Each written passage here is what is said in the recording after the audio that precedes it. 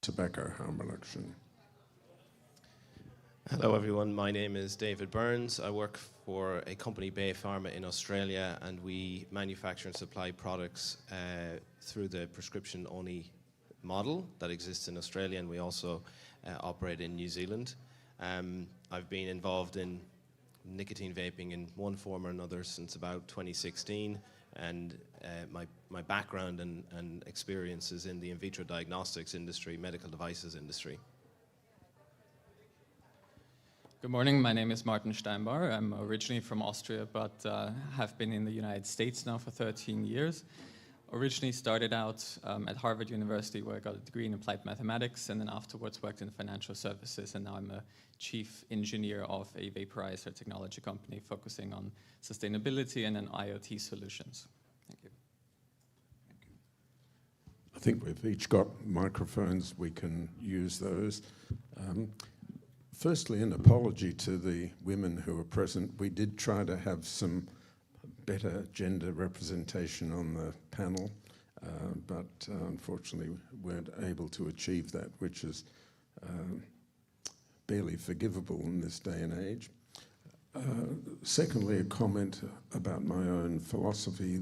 I see this as a workshop, unfortunately, with people on a panel, on a podium, and the audience sit at a lower level. I wish we had a more interactive format, a circular format, and I'm very much hoping this will be interactive, very interactive. You're going to get a lot of PowerPoint and didactic presentations, valuable material, but this is a subject that really cries out for lots of people speaking. So please feel free to take part in this session by telling us your own views and thoughts. It's an area which hasn't been subject to a lot of research or discussion, and I very much hope that in future meetings of this kind and in future research and in future publications, there'll be much more attention paid to reducing the environmental impact of all nicotine products. And there are really several reasons for this. One is, I think many of us around the planet are increasingly aware of the terrible environmental state of the planet and the responsibility we all have to try and reduce the increasing damage that's being done to the environment in our planet. Secondly, the topic of environmental damage from vaping particularly is being increasingly used by opponents of vaping as a way of trying to keep vaping away. And I think that's very sad. And so my hope is that the discussion today will kick off this subject so that we start paying much more attention to it. I think what I'm planning to do is, I haven't got any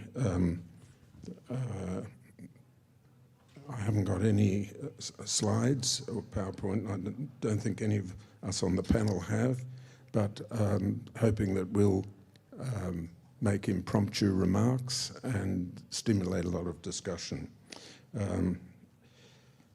Let's start off with considering before all else, how does the environmental of smoking compare to the environmental impact of vaping and other forms of tobacco harm reduction? Let's ask you, Pieter, Colin, and other members of the panel to discuss that, and of course, welcome contributions from the floor. And I think briefly that, well, my first point would be that whether it is less or more harmful, that is a sort of an argument that I don't think will wash really with the antis. unfortunately, and I think we've seen that on the health impact that nobody pays any attention to that. So I think whilst there is clearly a very significant harm from smoking and cigarette filters, and the if you look at the whole sort of overall cycle of the manufacturing cigarettes in terms of the environmental harm, and clearly the argument would be it is significantly more harmful. I think what has made where it becomes more difficult now is with the advent of disposables or single-use vapes, which is just exponentially increasing the amount of waste and the sort of complexities around that of the industry. So, you know, I think it is really, it is an important point, but I think we need to be cautious about suggesting that, you know, the environmental impact is less. I think the opponents are, who've been relying on really questionable science to attack the industry, what we're seeing is sort of seizing on this as something that's backed by science and clear evidence of harm, and therefore weaponizing that to some extent, or to a large extent, to be honest. Yes, well, I agree with that, of course. And I mean, there is this total resistance to evidence. And no matter how good our arguments are, certainly in Australia, they don't seem to have much impact once the lines have been drawn.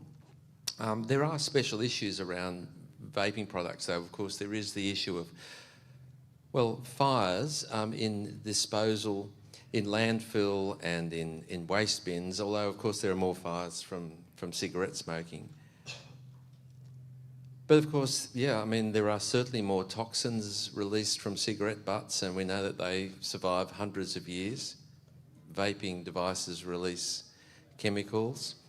But I think there is some hope, because when we did a discussion paper on recycling products, it seems like there is a huge opportunity for recycling these disposable products. And the experts that we've spoken to have suggested that most of the chemicals and the hardware within disposable products can be recycled, including the plastics and the metals. There are small parts that can't be, but mostly it is an area that we can address, and I think we have to address it because it will be weaponised against vaping, and of course there's the importance for the planet, but it will be weaponised against vaping, and we have to give it our maximum attention. Thank you. Yeah, of course, I agree with everything that's been said, and it's an important point that that argument of, well, which is worse, cigarette butts or disposable vapes in landfill. I think really there's an opportunity, like Colin says, that even disposable devices and others can be recycled. There's actually useful material within those, and there's a lot of discussion around the circular economy and you know, putting back into play materials that are used to manufacture. And right now, I mean, pretty much everywhere the disposable devices go to landfill. And it's really just a case of organising industry, retailers, whoever needs to be involved to bring those products back for recycling. In Australia, you know, there are other problems apart from just the waste of lithium and metals and plastics and that going to landfill. We've spoken to a number of waste disposal companies who have highlighted issues around landfill fires.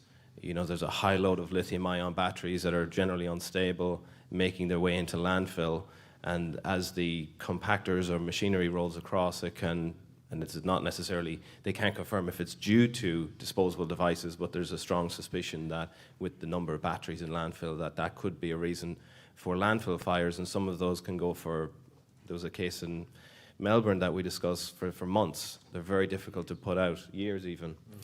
And similarly, pickup trucks that pick up general waste from the side of the road from your house have compactors in them, and there's been issues of fires within those. So there's a whole lot of downstream problems with lithium-ion batteries making their way into the waste, the general waste stream. But like I say, and like Colin says, it can be recycled, and it's just a case of organising the pickup. So it's kind of onus on the industry really to figure that out. It can be solved, but there's a lot of work to be done. Martin, you've had experience, or knowledge at least, of an area with some similarities to vaping, where there's also been a lot of concern about environmental impact, and to some extent at least, there are some encouraging developments in that area. Would you like to tell us more about that? Is it? Sorry. Yeah, no, thank you. So I think what you're referring to is the fact that one of our co-founders in the business is the former CEO of Nespresso North America. And one of the reasons when they started Nespresso.com in the mid-90s, and cartridges were actually a fairly small part of the coffee business, nobody really cared about the sustainability of cartridges. But then once cartridges reached a certain, I would say, size of a market, then it became a very large issue for the company actually to come up with ways to reduce their carbon footprint.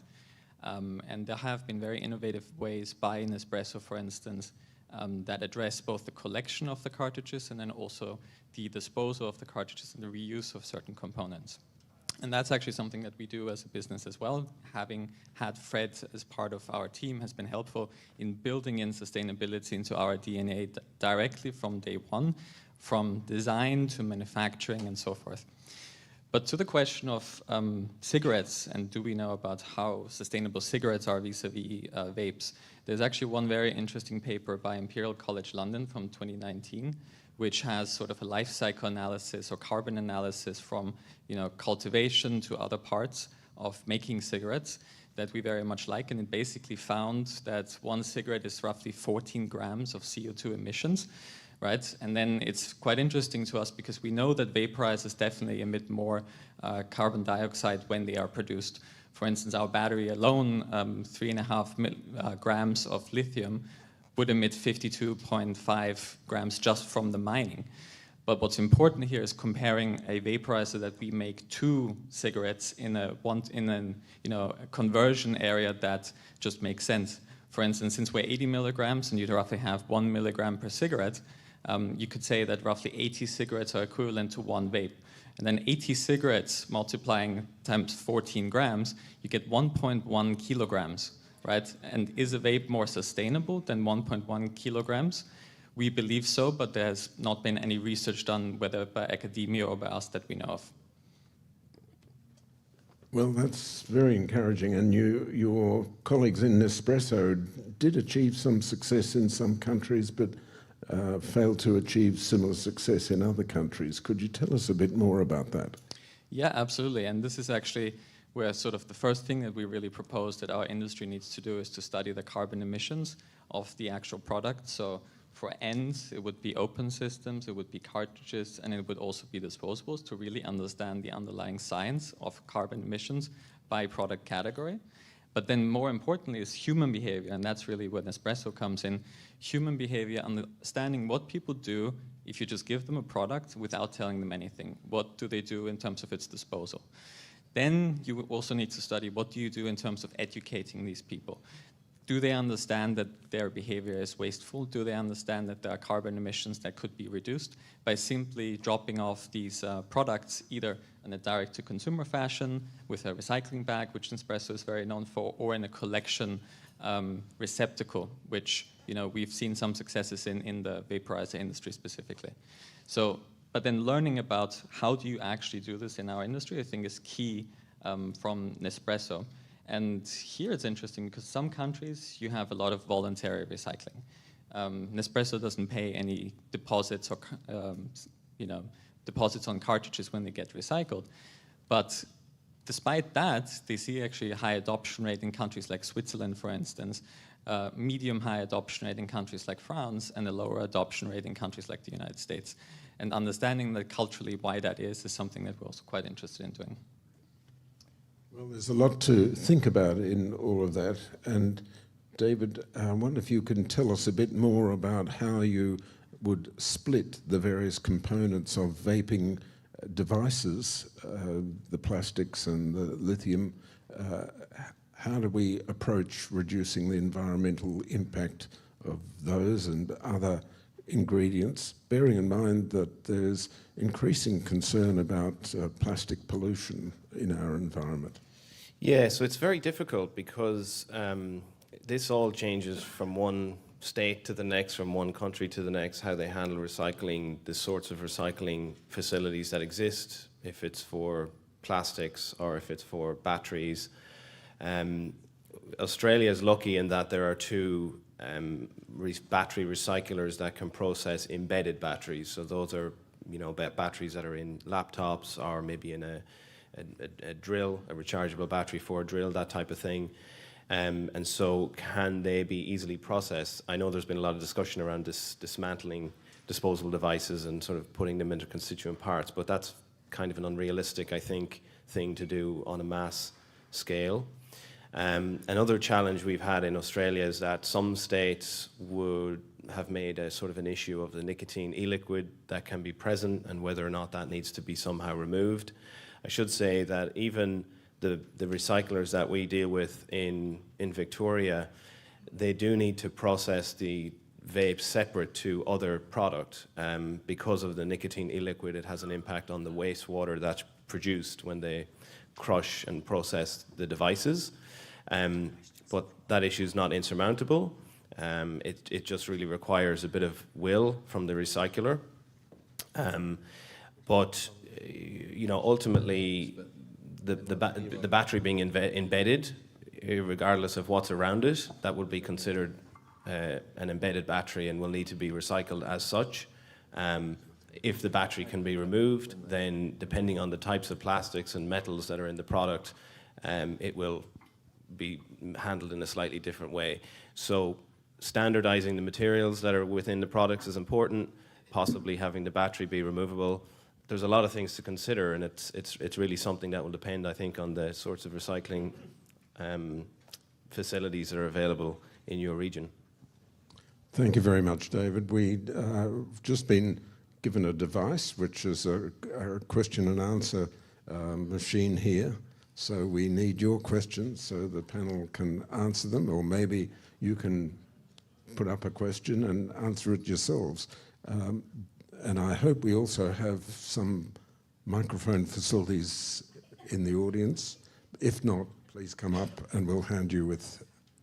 I must take one. Okay, so we're going to have looks like we'll have a question, a microphone, so you can answer questions from the floor. Just turning to the question now of obstacles to what we're trying to do, I'm going to ask Colin to tell you about the experience that we had when Colin tried to open up a discussion with some government officials with responsibility for this area in Australia.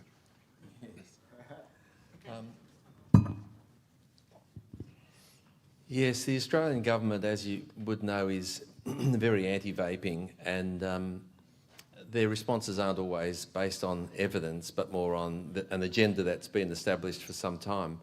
So when Alex and David and I started preparing a discussion paper on recycling, we thought someone had to start working out a program, and we just started developing a discussion paper. And we spoke to some manufacturers, we spoke to a number of retailers and vapers to get some ideas, and then we thought we should speak to the Department of Environment, which does run a stewardship service or program for different kinds of recycling services. So there's a recycling service for computers and televisions, I think it is, or mobile phones. Anyway, the government kind of runs this in conjunction with manufacturers, and the money is taken from the manufacturers so that when people import these products, money is made available and a recycling service is established, and it's a mandatory service, and it's run with government oversight but manufacturer funding. And it seemed logical that we would set up a similar program in Australia, and we were told that was the best way of running the program. So we approached the Department of Environment to discuss this. And they said, who did you want to speak to? Who did you want us to speak to? And we said, well, there's David, who's a manufacturer, who has an important role in developing this program, Alex and myself. And they said, well, I'm sorry, we can't speak to you if David's going to be involved because we don't speak to e-cigarette companies. And we said, of course, well, David, there's nothing to do with cigarette companies or the FCTC. And they said, well, our position is that if he's involved with an e-cigarette company, he must be a tobacco company covered by that tobacco company definition, therefore we can't speak to him. So we said, well, if that's unacceptable, we'll go away and think about that. And eventually we thought, well, look, we'll just have to accept that, and Alex and I will speak to them to find out if they can help develop an environmental recycling program. And we went back a couple of times, several times, sent them emails, said, look, we'll speak to you without David, see what we can work out to solve this enormous environmental problem, which is getting a lot of media. The Environment Minister has said that, yes, we need to develop a program to address this issue. We're all terribly worried about the environmental waste. And even when Alex and I came back and said we have nothing to do with tobacco companies or e-cigarette companies, well, it was still seen as a breach of the FCTC that we were, and that they were therefore unwilling to speak to us. And, you know, there was a point, well, how far do we go with taking this further? We could spend the next 5 years with letters and going to different departments, and we decided to leave it there for the moment. But unfortunately, it just is an example of how they've taken a position, and no matter what logical reason or evidence you come up with, even when they see that this is an important issue, they're unwilling to even discuss it with us. But they're the first ones to complain about the lack of availability of a recycling program. Thanks, Colin. We have a comment from the back. Hi, my name is Bengt Wiberg. I'm from Sweden. I'm an inventor and the founder of EU Force News movement. I'll try to formulate my question. We've been talking about disposables, the environment, plastic contents, but how does that correlate with the so-called the greater good? If half a gram of plastic in any reduced harm product can exist, if it can help maybe millions quit smoking, what is worth more? Do you understand my question? Yes. Should we go for 0.0 plastic, even if it helps people quit smoking? Yeah, it just something came to my mind when you sort of asked the question. In my previous role in vitro diagnostics, there is a huge amount of plastic waste produced for consumables that go into doing laboratory testing, and the consumables has just increased year on year because they're becoming simpler and all in one and whatnot. And I recall one of the companies I worked for used to say that they hadn't produced enough plastic cartridges to go around the world twice. And I thought that really didn't gel very well with me. But, you know, in that circumstance, it's totally fine. And nobody asks any questions. You know, they say, well, this is necessary or it's beneficial. But it just goes to the point, you know, what is the correlation? And I agree with your point. I think we can also take some encouragement from the experience of, apologies for mentioning a commercial product by name, but Nespresso, I think now has come out with a cardboard container for their coffee product. Yeah, it is on market now. I think it just was recently launched a few months ago. You know, it's something that we've obviously significantly looked into in terms of our materials choices for our devices as well. We're currently, you know, mostly different types of plastics, from ABS to polycarbonate to PCTG. And we have looked quite a bit into, for instance, biodegradable plastics. There's probably a few dozen actually on the market commercially, but we haven't yet found, you know, sort of the right combination for what we actually need. In, for instance, PCTG has excellent heat and chemicals resistance for the reservoir. We have yet to determine if we can find a biodegradable plastic that would actually have similar sort of like toxicological effects on the product. So taking the toxicology and human health and safety first, and then environmental second, seems to be the way that we design the products. But then even more so, even if you do use biodegradable components, they still emit carbon through the manufacturing of them, and then in the breakdown, whether they're compostable or biodegradable or otherwise, they will also emit carbon into the atmosphere. So the carbon capture problem actually doesn't get solved. Thank you. We've got a question coming up on this device, and thank you for the question. What are the effective ways to disseminate tobacco harm reduction?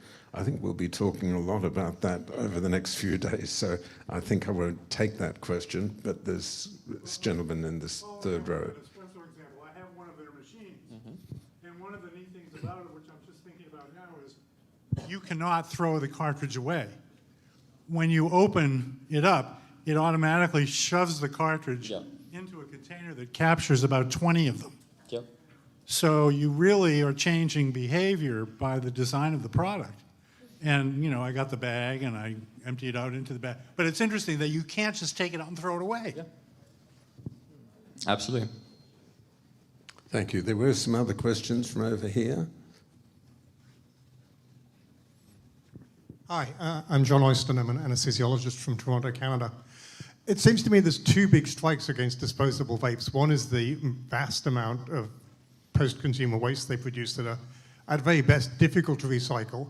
And secondly, is there a pocket money solution for young people? That it's a very easy thing for people to buy with their pocket money.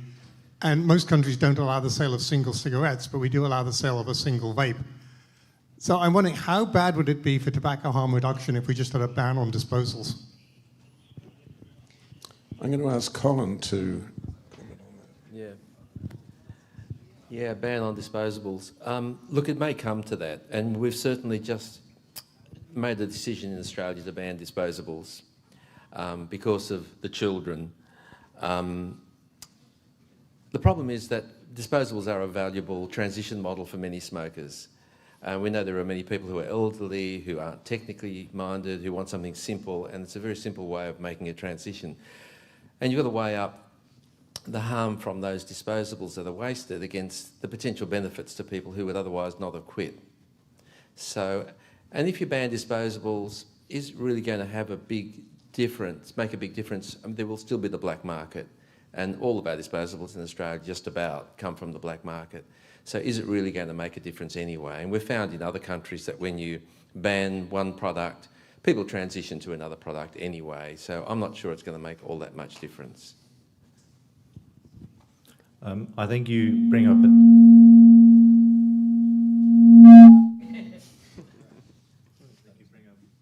an important point, which is the whole issue around youth and youth access. And I would suggest that when you look at, you know, what is driving demand, or a significant portion of demand for disposables, is the fact that kids are using it because they don't want to have a permanent device, which they're going to get caught with. Number one. Two, doesn't matter what recycling program you have in place, they are not going to recycle those. They're not going to be taking it to a recycling centre, and therefore ultimately and certainly the disposables have created the concern, not that you shouldn't be concerned about the environmental impact of the others, but just the sheer amount of waste that the disposables generate. You know, I take your point, but I think when you put it all together, ultimately you need to work as the industry needs to solve the youth access problem, because that generates a significant amount of headlines that are always unwelcome. If you look in the UK at the moment, we have always had, well, for a number of years, have had a government and health, public health bodies supporting vaping, and that is rapidly shifting because of the number of young people using these products. So, you know, whether you argue that it's a lot better for kids to use that than smoking, you know, that I would agree with, but for the industry and for the future of harm reduction, really that is a core issue underlying a lot of anything that's going on. Sudha's next. Yes. Thanks. Good. Yeah, in the UK, there's a policy question which is looking at this, and that's to say that it can, in a sense, perhaps solve both issues. The tank size limit at 2 mil is very small. If you actually were able or required to increase that to, say, 10 or whatever, the price of the product also goes up. So you have less environmental throwaways because the product is lasting, instead of a day, it might last a week. And secondly, it's outside the affordability of, it's instead of being £5, it's been estimated to be, it would be about £15. And therein, there's other solutions to this problem. I do find it rather difficult that people say all the time, you know, let's just ban disposables. I think that the minute you do that, they go, okay, tick that box, let's now move on to the next thing. It's just the low-hanging fruit to target at the moment. I'm Sud Patwadden, and a question or rather a comment about the examples you have given, which are amazing, from the Nespresso world, David, from the in vitro world. Can I just flag that these are consumer behaviors or specialist behaviors in very specific locations? You know, you don't carry your Nespresso machine around when you go for a walk. Just making a point here, because I think it's very tempting to get examples from other spaces where recycling, and even there, your example, Martin, about the US being a laggard in terms of complying with Nespresso stuff. Forget doing, so how does that then translate, and what kind of research do we need? What kind of experts do we need in terms of behavior, consumer behavior insights, and human psychological kind of analysis type stuff? So any ideas on how it can be really tapped into for applying to this field? And thank you for asking the question, so this is phenomenal. Obviously, coffee is quite different from vaporizers, and the Nespresso system is obviously being used at home. And you know, as you said, the cartridges are being collected and caught in the sort of receptacle, and then typically what people get is a recycling bag that's direct to consumer. Nespresso has, tested also the recycling boxes at retail, but because most of the Nespresso cartridges are indeed bought online by typically a consumer group that's a bit more affluent, the tests that they did were actually most successful with direct-to-consumer bags, and not even needing to incentivize people with a deposit scheme, but because people, you know, who are a bit more affluent want to do good and send back the product afterwards to save on carbon emissions. That worked quite well. My personal hypothesis is that we've had this type of system up and running for 3 years. We've taken back direct-to-consumer recycled vapes, and we have given an incentive to do so, you know, bring 10 back, get one for free type of thing. That seems to have worked, but we haven't studied this in mass yet. So one of the things that we'd love to do is to run, you know, first of all, sort of a behavioral study where you ask people what motivates them to recycle over different jurisdictions, and trying to get various variables to find out ultimately what motivates people. Is it deposits? Is it, you know, saving carbon emissions, etc.? And then secondly, actually doing almost a small clinical trial in stores, a real-world trial, where you do test different, sizes of deposits. How much do people get rewarded for bringing back a product? Is 5 cents enough? Is 10 cents enough? Is it 25 cents? What can we learn from plastic bottle recycling and so forth? And unfortunately, nobody has done this that we know of, and we think that's a big market gap to actually solve the collection problem as well. I'm just going to make 2 comments myself quickly, and then we've got 4 great questions coming up. In regard to the banning of disposable vapes, I think we always have to bear in mind 2 different criteria that we have to start considering. One is the desirability or lack of desirability for that approach. And the second is the feasibility of it. And we always get attracted to the desirability question first, and often never get around to discussing feasibility. Australia banned heroin, the production and importation of heroin, in May 1953. Before that, it was legal for doctors to prescribe heroin, and doctors did. It still was legal to prescribe afterwards, but supplies became limited and then extinct. But anyway, So we've had this in place now for 70 years, and every year in Australia we do, the government commissions a survey of people who use drugs, asking them whether each particular illicit drug is difficult, very difficult, easy or very easy to obtain. And the result of the 2022 survey I can share with you, and people who use drugs said that getting heroin, prohibited now for 70 years in Australia, was, so 87% of people surveyed said getting heroin in Australia was easy or very easy. So I'd suggest to you, if 70 years of effort to try and prohibit heroin hasn't achieved magnificent results, I think the banning of disposable vapes in Australia and other countries is going to be just as difficult. Now, I want to, before we turn to the next 4 questions, I want you just to bear in mind that we really have to run across a series of different areas.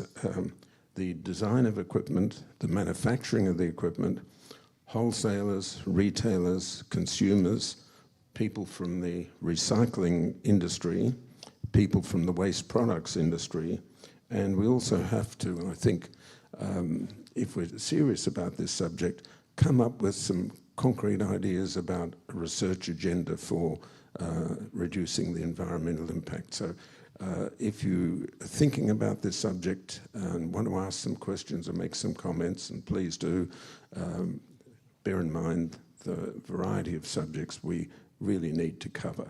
Now, I've forgotten the order. I think you, sir, were first. Yes, my name is Norbert Zelatron-Schmidt. I'm from the German Consumers Organization, IGED. And first I want to mention the disposables. When I first began vaping 13 years ago, the real devices were very expensive. So first I bought a disposable as a proof of concept before I invest all the money in a real device. Okay, by today's standards, these would be pretty on the level of today's disposals or below them. Yeah, so they have a role to play for adult smokers as proof of concept, at least. For some, it is a convenient thing, maybe, if they are enough for them. And for the deposit system, in Germany we have a deposit system on bottles, multi-use glass bottles and single-use plastic bottles. And it is well established and well accepted. And the system is that you bring back your bottle to any grocery stores that sells them, and you get your deposit from that store back. And some people don't want to bother with these, and it has established on its own in the population that people put bottles, disposable or glass bottles, that they don't want their deposit back, besides regular trash bins, and people with low income or lots of time go around and collect them and get the deposits as a little bit of pocket money. Yeah, can I just comment? I think they're both fantastic ideas. As a clinician, I see a lot of patients who start their vaping careers with illicit disposables, which are a bit dodgy, but then they come to me and they say, well, this is fantastic compared to smoking, but I want to move on to a regulated product. So I think as a way of, as a transition model, illicit disposables seem to have a great entry point into vaping. And you know, I would encourage people ultimately to move on to a pod model or something more complex, or whatever works really. But a lot of them do move on. And secondly, I think the idea about, Yeah, people collecting devices for pocket money is a great idea. I mean, the vapes themselves may not bother, just one or two at a time, but if people go around to bins and streets and pick these devices up and get rewarded for it, that certainly seems to work with metal drink bottles and other bottles in certain jurisdictions. I think it's a great idea. Yeah. Thank you, sir. Charlie Hampshire Thomas.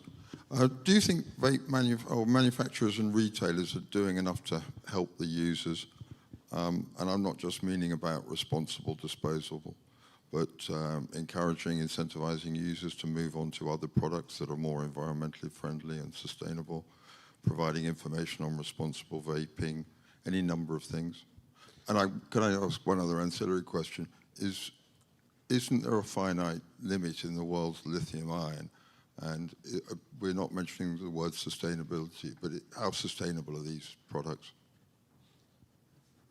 I'll start to give a very limited answer to your first question about manufacturing, and Peter knows more about this subject than I will ever know, but the manufacturing of vaping equipment is very highly concentrated. 90% of vaping devices are made in China, and 90% of the vaping devices that are made in China are made in one province, in Shenzhen. So I can't really answer whether or not they're doing enough, but we're fortunate in that concentration provides a relative advantage for us in trying to influence them. They're in China, admittedly, difficult country to work in, particularly now. But Peter, maybe you'd like to comment. Yeah, I think I'll restrict my answer to, are they doing enough to transition people? I'm not going to go there, but I think I'll answer the question, are they doing enough to educate consumers about what to actually do with these products?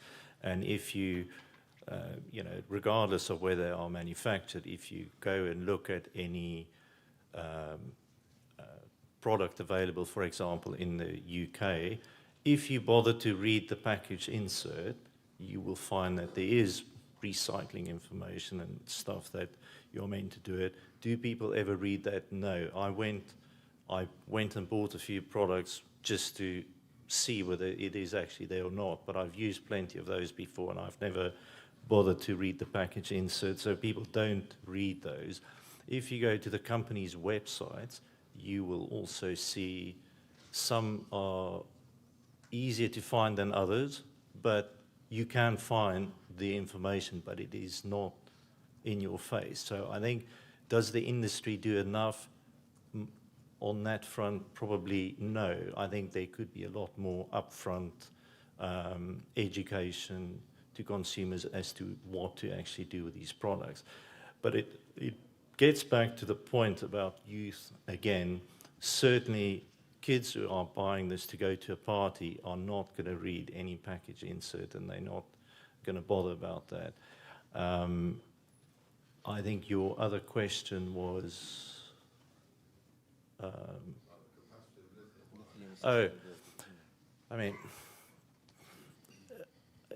ultimately, given the way the automotive industry, etc., is going, and the world is going, that is going to become increasingly a bigger issue. Are there better solutions at the moment? Probably not.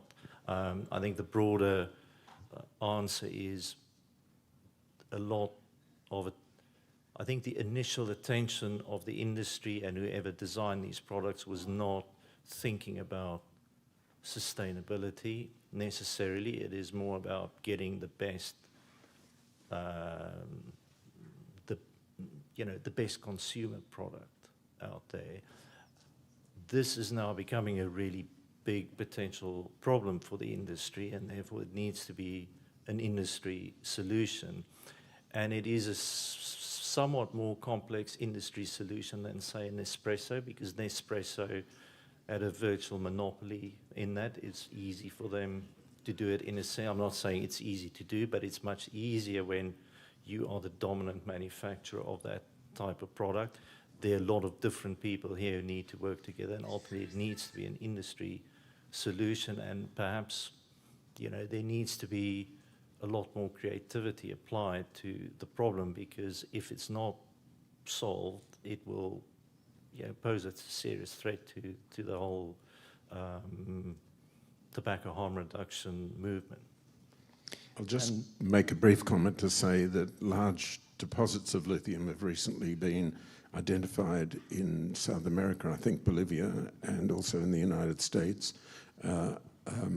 And also to comment that there's been some early work on alternatives to lithium batteries in the form of batteries requiring sodium chloride, which of course is plentiful on the planet. And there's a lot more work to be done before that becomes viable for everyday use. But I think we're seeing that lithium is not going to be, or shortage of lithium is not going to be the problem that it is at the moment. Let's go on.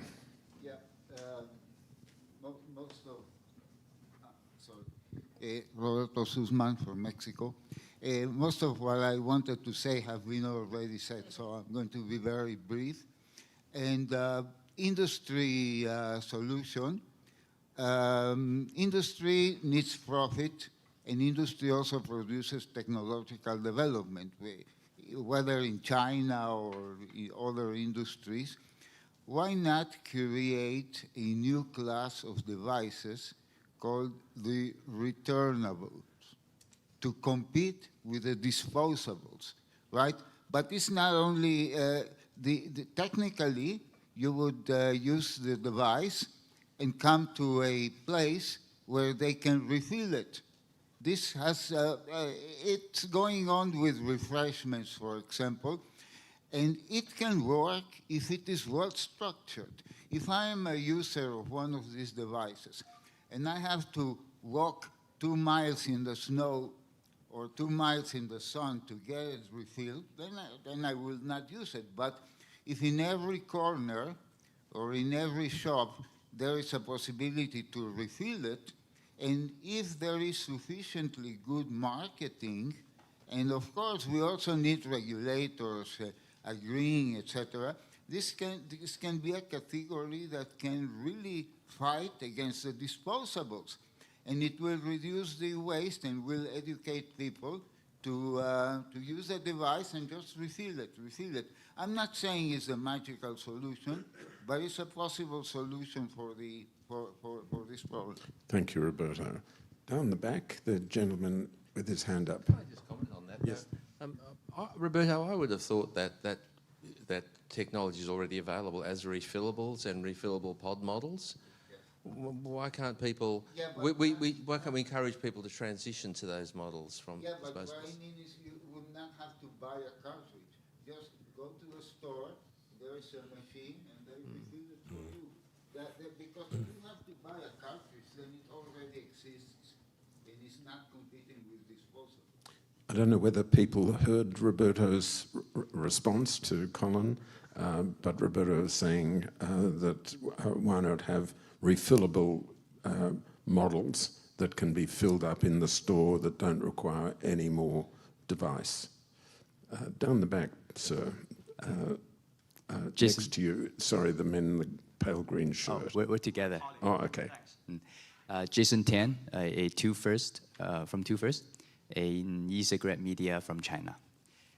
So Mr. Wodak has mentioned that 90% of the vaping devices are manufactured in China. And so we are also headquartered in China. We've also interviewed the manufacturers.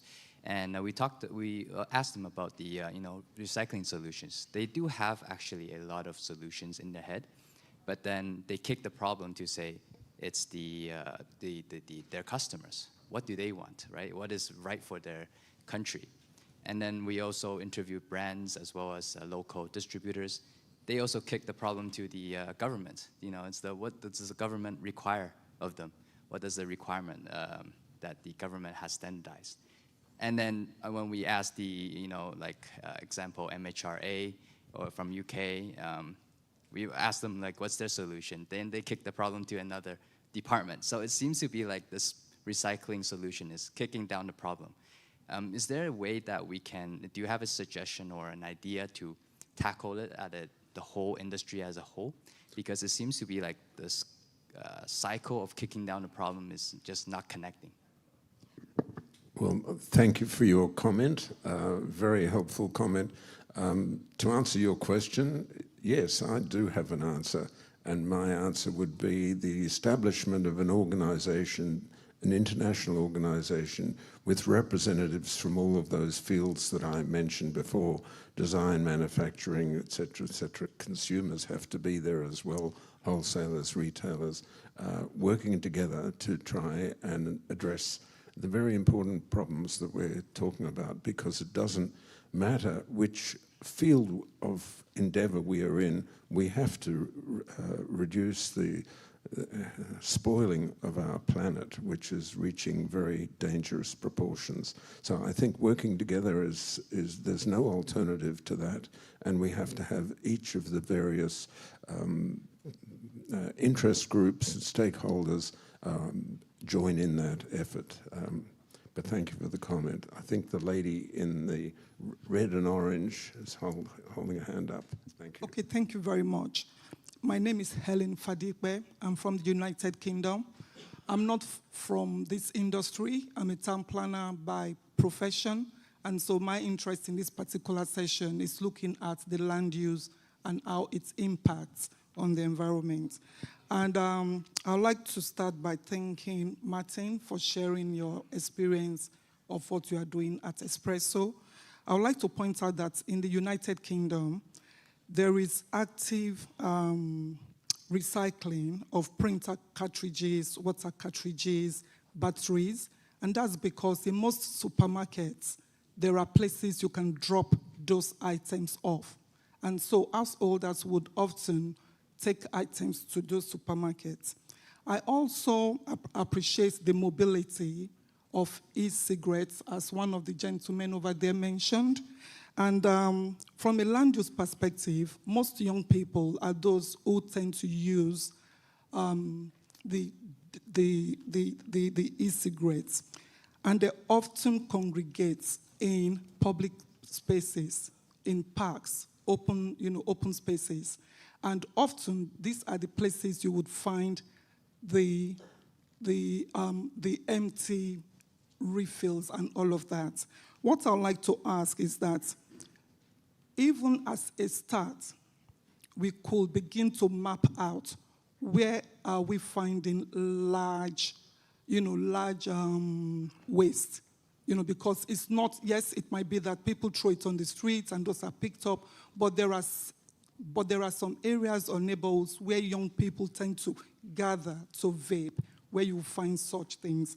What are we doing to introduce, bins or recycling items that they could actually throw those in? The last thing I'd like to say on this subject, because I've got quite a lot, but I know that time won't permit me, is that if we go back to the issue of the polluter pays. So that's the polluter pays principle. Then, from manufacturer to the users, there should be additional tax, landfill tax, because unless an item becomes more expensive or you find innovative ways to make it to be easily recyclable, then the best thing is to find ways whereby the polluter pays, because at the end of the day, this is going to cause harm to every single individual on the face of the planet. So it's quite important for us to go back to those who manufacture it and put a tax on that particular product. So they will be forced to find more inventive ways to make it less harmful. So thank you very much, and hopefully some solutions will be found. Thank you. Thank you. Thank you for those helpful comments. Down the back, please.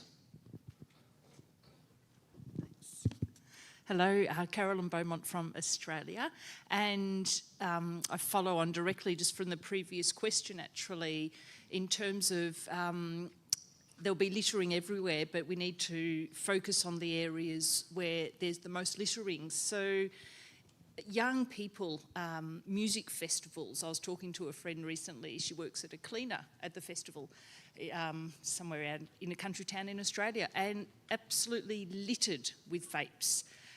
So I can imagine a fairly simple solution, just with, as the previous speaker was saying, some large bins. At least if we can get the vapes to the area, then we might be able to work out what to do with it. Other areas with huge amounts of littering are sports matches, casinos, for example. So 3 big areas that we might be able to just target in a practical sense. Thank you very much. There's a question here on the device from Carmela and Quinto, and I'm not sure if you've already asked a question, but if they're not interested, how can we encourage them? So, maybe I'll comment on just a couple of points. I comment on the bins that you mentioned are located in stores for batteries. In Australia, and probably a lot of countries will have a similar program. In Australia, it's called the B-Cycle program. So the Battery Stewardship Council, which has been set up to govern the recycling of batteries, and requires the importers of batteries to pay a tariff at the border so that they can pay for the recycling and that whole process. So in Australia, there's about 3,000 bins for batteries, and similar for printer cartridges have a similar scheme. And we've had discussions with the Battery Stewardship Council and the B-Cycle scheme to attempt to have vapes included in that program, and to try and figure out how we can have importers and manufacturers pay for that. But of course, that takes some time. What's actually happening in Australia is a lot of people who are, I don't know how they're figuring it out, but they're putting the devices in the bins, these battery bins, that are then making their way to the recycler, and the recycler is having to cover the costs of recycling the vape products, which of course for them there's an incentive to try and solve that. So the idea of having bins everywhere is very important. It's probably the first thing that should happen. The question is, you know, how is that paid for? Just to give an example, in Australia it costs about $4.50 Australian to recycle 1 kilo of disposable devices. It could be different in your country, but it's the cost of who pays for it and how you arrange that and organise it. I understand that New Zealand does have some lessons to teach Australia. That's not hard. Anyone from here from New Zealand who knows how the recycling system works in New Zealand? We have to not only learn from bad examples like Australia, but also from good examples, and New Zealand's one of them. Doesn't look like it. So there are... Can I just say that Vapo did set up a small recycling program which was based on, Vapo's one of the manufacturing companies, which was based on postal returns. So people ordered and had a post bag, and they returned small numbers of devices for recycling, but the actual uptake, it was very small, and I don't think it's been very successful, although it was a first step towards developing a more sustainable model. And we heard recently, Colin and I heard recently from people involved in the area that it took 11 years for the bottle recycling system in Australia to reach a satisfactory level. So I hope we can proceed a lot faster in this area. And especially for bottle deposit schemes and doing the same thing for the vaporizer industry as well. I think the more automation we can have in this entire process, the better. Because if you have, for instance, a 10-cent deposit scheme where you get 10 cents when you bring it back to the store, you know, the store clerk presumably doesn't want to bother with the 10 cents. And we do need to find a way to really automate that. One of the things that we do in the US, we have an NFC-enabled vaporizer, mostly for the purpose of unlocking it at the point of sale for youth access restriction. But one of the things we've thought about, but we haven't yet implemented, is actually using the same system to allow people to return it, scan it, and then get the deposit back once that's implemented. So the more friction we can take away from the process, the better, both for end consumers, for stores, and so forth. Thank you. One question over here, this gentleman. Hi, thank you. It's John Summers from the UK. I'm a consumer advocate. I want to harken back to something that Jeannie raised about the limits on tank sizes and pod sizes. And not just sizes, but also strengths. Part of the problem that we've got here is actually related to legislative misadventure. You know, the imposition of size limits, volume limits, strength limits, based on bad science that was really only ever intended to make the industry difficult, to make things hard. If you've got, as Jeannie said, a larger tank, higher strength level, you require less products. It would mean that disposables are disposed of less frequently. In fact, it would probably mean that things like pod products would actually become more viable. The smokers that I work with voluntarily find that an awful lot of the disposable products, an awful lot of the pod products just don't cut it because they don't deliver enough of a hit. This stuff was kind of intended in legislation. There needs to be more pushback on things like the TPD and saying, look, actually, what you're doing is wrong. And that's not just from the device perspective. The vaping industry going back pre-TPD2 was moving very much towards recyclable packaging, glass bottles, larger volumes. The TPD introduced a 10 ml size limit. So now, instead of having one 100 ml bottle or one 50 ml bottle, you're now transporting 5 or 10 or more little plastic bottles that get thrown away. So actually, what do we do about the fact that legislation is actually making this situation worse? Good question. Thank you. Who would like to answer? What do we do when legislation actually makes the situation worse? I thought they were looking at changing that. I know in New Zealand they've set an 1800 milligram bottle size. So that's, say, 36 mils of 50 milligram per mil, or obviously much bigger bottles of a lower concentration. So there is some compromise, some sweet spot set there. But my understanding is in the UK, at least, they're looking at making changes now that they're after Brexit. So common sense will hopefully prevail. But those decisions were quite arbitrary, and they're clearly quite destructive as far as the environment's concerned. Now, we've got a question over here. Hello, my name is Alexandro. I'm from Brazil. I'm also president of Direta and a journalist and activist for vaping since I quit smoking in 2015.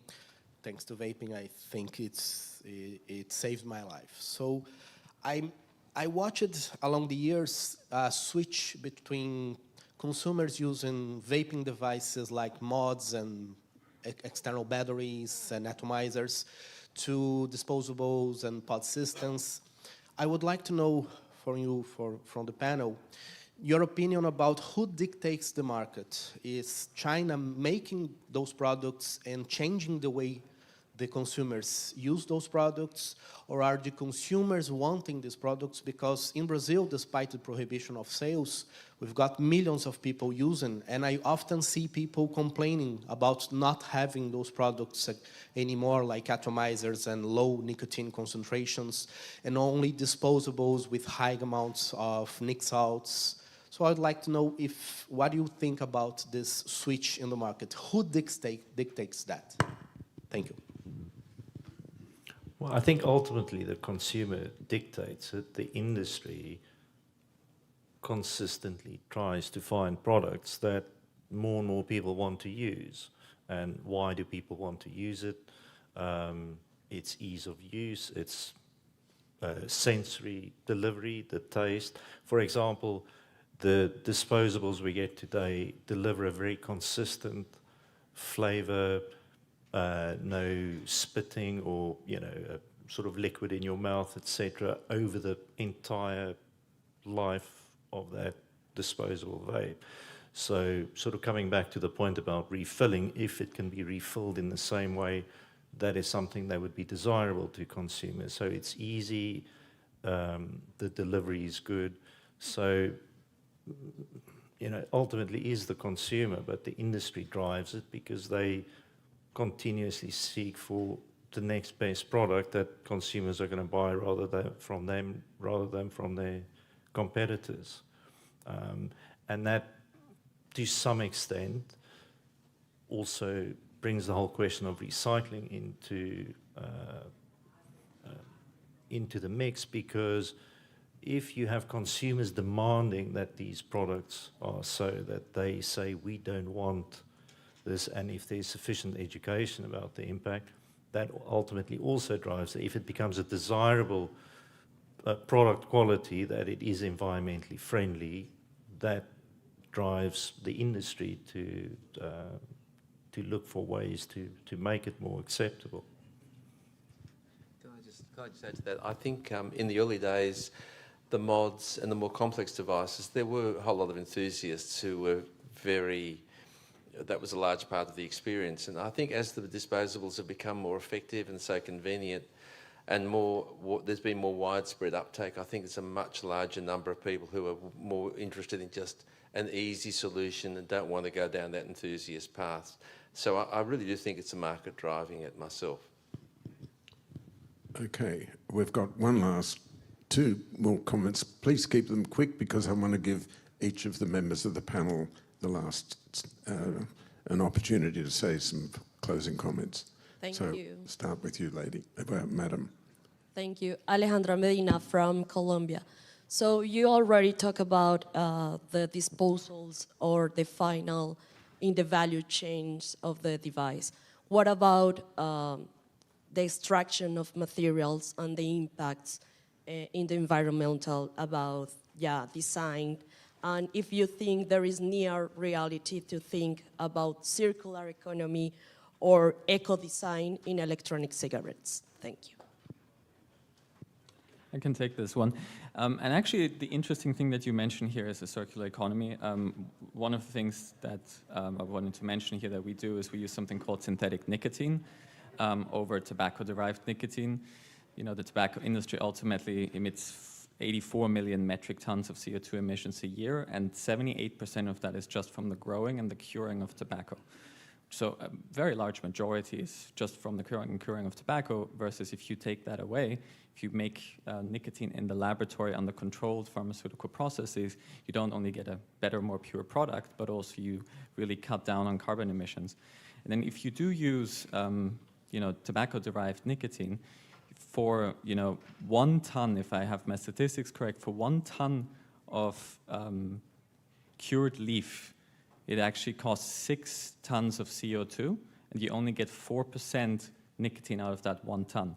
So for literally a ton of nicotine to use in vapes, it's 150 tons of CO2, which is quite a lot. And that's one of the reasons why we do use synthetic nicotine for that very controlled, sustainable reason. Hi, it's John again from the UK. Sorry, my elderly brain forgot that there was an aspect of the legislative piece that I'd forgotten to mention. The discussion earlier about how to teach people to transition from disposables to sustainable devices, tank-based devices, you're not allowed to. You're not allowed. The TPD prevents you advertising or promoting the use of a device in media. So an awful lot of the grassroots guys who used to do, this is how you use this device. This is how you can, recoil your device, re-wick it, do all of those things. You're not allowed to do that. So again, it's negative regulatory impact on the environment. I'll ask you to hold it at that because I do want to get some concluding comments from the panel. We'll start off with Pieter and we'll just work our way across. Thank you, Alex. I want to sort of just bring it back to some of the points I have raised, and I think the first one is that ultimately it is an industry problem, and I think I agree with Alex that there needs to be a process driven by industry to find a solution, and it You know, you can't look to government or regulators to solve this, because the survival of the industry, and I'm not ignoring the environmental impact, but I think it comes back to the industry will not survive if the environmental issues are not addressed. But the second issue is the whole issue of youth access to these products. That is a very emotive issue, and as soon as the youth becomes involved, that turns rational people into completely irrational people overnight, and we are seeing this in the UK, for example, and that when you look at the environmental impacts, I think those are the consumers who are least likely to dispose of these products responsibly. So I think there's a dual issue there, and I think the industry can also work to, as we are seeing in the UK, the industry bodies pushing for really high fines to disincentivize retailers to sell to kids. And finally, I think there is now becoming a really significant incentive for the industry to come up with new technological solutions for these things, and that's something that's not up to now really been focused on. The focus being on the you know, what makes the product perform better, and I think there's certainly building incentive for the industry to find technological solutions to these to the environmental concerns. Yeah, look, I feel we can find a solution to this.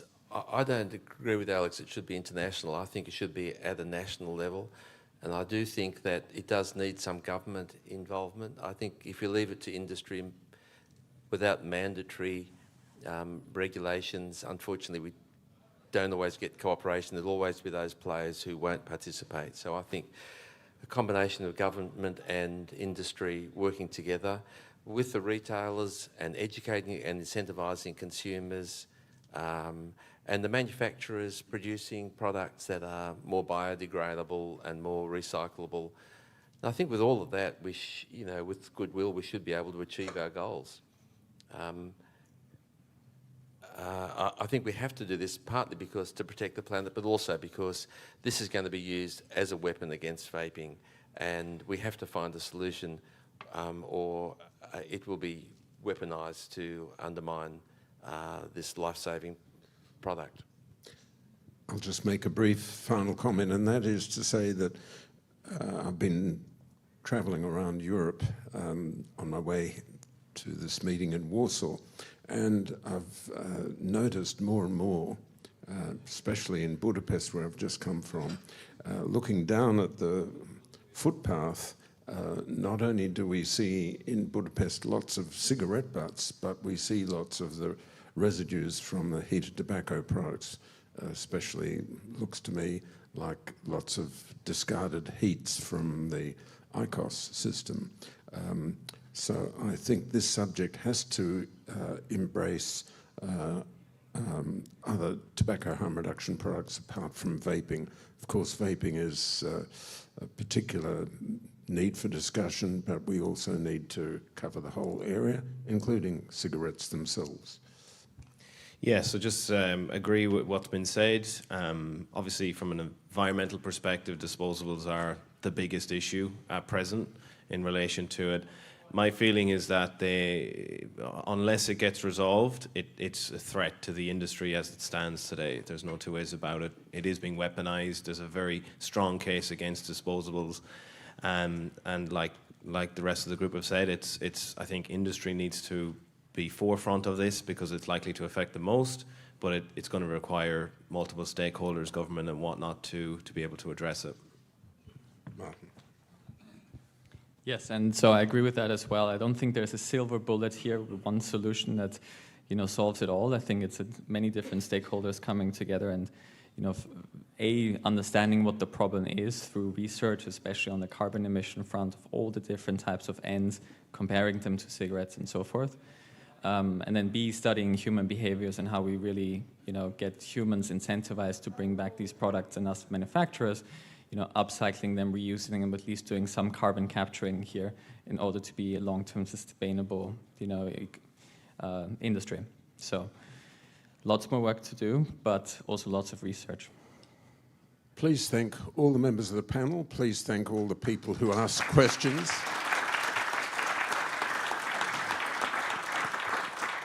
And please thank all the people who didn't ask questions.